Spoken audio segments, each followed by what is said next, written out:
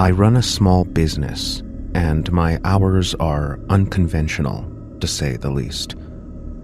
Often I find myself dropping packages off at the post office in the dead of night. Living in a small town has its quirks, but one of the perks is that our post office is open 24/7. Coming from living in the city, it's hard to even imagine having 24/7 access to a building without supervision. But one night, around 11 p.m., I had a hefty load of packages to drop off. It was one of those nights that just feels quieter than others. The parking lot of the post office was nearly empty when I pulled in. Just one random car sitting off to the side. And that struck me as odd. It wasn't a postal worker's car. They park in designated spots out back. And it wasn't a car that I recognized from around town. In a place as small as ours, you get used to recognizing faces and vehicles. But this one was different. An old, beat-up sedan with a thick layer of grime on the windows, and no license plate. I stepped out of my car, suddenly hyper-aware of how quiet it really was. Normally, I'd at least hear the faint noises of the nearby highway or dogs barking in the distance, something like that. But not tonight. Tonight, it felt like the whole world was holding its breath at once. I grabbed my packages from the trunk and headed inside. The fluorescent lights buzzed faintly overhead as I approached the drop-off area. I glanced around and saw nobody. No late-night postal worker, no other customers. Just me. After scanning and loading the last box into the drop-off bin, I hesitated. I felt so weird about that car outside. And that's when I noticed it. A faint sound, coming from the far corner of the room in the sorting area. It was soft, irregular tapping, like someone drumming their fingers against a desk. "Hello," I called out, my voice sounding too loud in the empty space. Of course, there was no response. But the tapping stopped. I told myself it was some weird sounds from the building or a machine running somewhere. But I hurried out of the building. The parking lot felt even darker than before. There was only one street light, and it cast a long, distorted shadow across the lot. I glanced at that other car again, almost thinking I might see someone inside. But the windows were dirty, and it was so dark. I honestly couldn't tell if someone was in there or not. I almost ran to my car and locked the doors the moment I got inside. As I started the engine, I noticed something weird. There were fresh-looking muddy tire tracks leading away. But there was no mud in the parking lot. It was all just dry asphalt. I didn't know what to think of it, but as I pulled out of the lot, I couldn't resist glancing in the rearview mirror. That car just sat there. It looked so weird. I drove home, trying to shake the strange feeling that clung to me like nasty old cobwebs. By the time I pulled into my driveway, I had almost forgotten about that creepy car. But the night wasn't over. After unloading the car, I decided to take my dog for a quick walk to clear my mind. We live all the way on the edge of town, of course nearby to an old cemetery. It's a pretty peaceful spot during the day, but at night, I can't deny that it gets pretty creepy. As we walked, my dog, who is pretty carefree and friendly, began acting skittish. His ears perked up and his tail went between his legs, and he was staring into the darkness in the direction of the cemetery. If you're a dog owner like me, you know how creepy it is when you can tell that they are looking at something that you can't see. At first, I just shrugged it off and thought maybe it was a rabbit or a stray cat. But as much as I squinted into the darkness, I couldn't see anything. And that's when I noticed the house.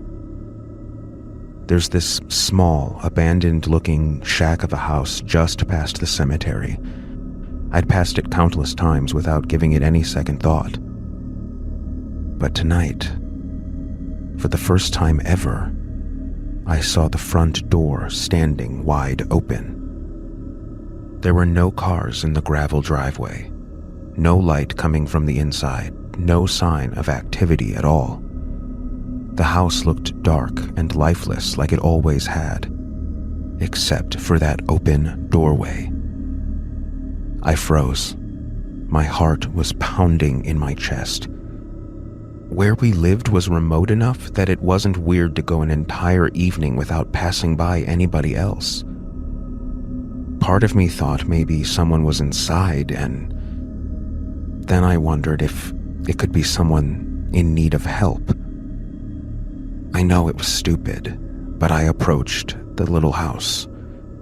My dog was whining and pulling backwards on the leash, but I kept tugging him along. I needed him with me to feel brave enough to keep going. Or stupid enough, I guess. "Hello," I called out. "Anybody there?" It was quiet. I don't know why, but I stepped up onto the small porch and squinted into the dark interior. I was hit by that horrible smell.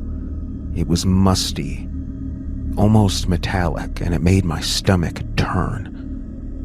My dog began to growl low in his throat, and he arched his back like a black cat in an old movie. I reached in my pocket for my phone and turned on the flashlight, aiming the beam directly into the small house. It was empty, with the limited furniture that was there covered in white sheets that looked like they hadn't been touched in years. Dust danced throughout the air, which was heavy, almost oppressive. And that's when my eyes came to focus on the muddy footprints leading from the doorway to the house and around a corner. "Hello?" I called again, my voice barely above a whisper. I heard a creaking sound echo from deep inside. It sounded like someone maybe shifting their weight on a floorboard, and that was enough for me. Every instinct in my body screamed at me to leave. I backed away slowly, keeping the flashlight trained in the doorway, just waiting for someone or something to emerge. But I saw only the dark. When my dog and I made it back to the sidewalk, we turned and hurried home. He was practically dragging me along the way, and neither one of us looked back. Not even once. That night, I locked every door and window in the house and slept with the lights on. I told myself I'd call the police in the morning and let them handle it. But when morning came, the house looked normal again. The door was shut. There were no sign of any footprints or anything at all amiss. I don't know what I saw that night, or who or what may have been inside that house, but I haven't walked by it since. And every time I drive to the post office late at night, I find myself glancing over to that spot in the parking lot, almost expecting to see that sedan again, waiting in the shadows.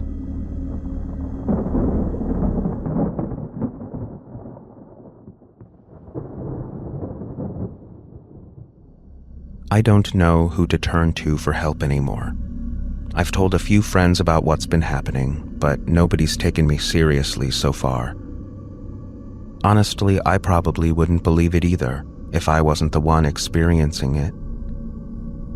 Anyway, here's the story. I'm 26, and I live alone in a small one-bedroom apartment in a building that's over 80 years old. I like the neighborhood and the rent is cheap enough, so I was happy to sign the lease when I moved in about a year ago. The first few months were practically perfect. But then, about halfway through the year, I started noticing something odd. When I walked by the bathroom mirror, for a split second, I could have sworn I saw someone else standing beside me. It wasn't a reflection of myself, but someone else. It was a man, tall with dark hair and a jacket that I couldn't quite make out the details of. And it would happen so fast in a flash.